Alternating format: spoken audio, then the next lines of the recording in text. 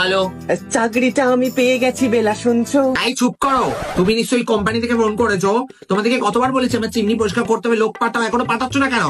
আরে বেলা, আমি তোমার সেই পুরনো প্রেমিক। চাকরিটা আমি পেয়ে গেছি বেলা, শুনছো? পুরনো প্রেমিক?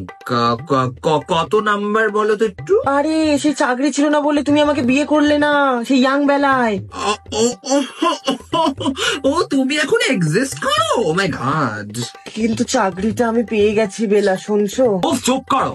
তখন থেকে চাকরি চাকরি, কত টাকা চাকরি পেয়েছো তুমি এত বড় মুখ করে ফোন করতে এসছো আমাকে?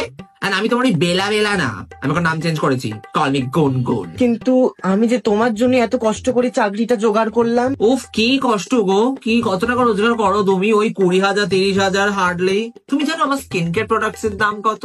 প্রতিদিন নায়িকা থেকে পার্সেল কত টাকার আসে আমার? তোমার বাড়ি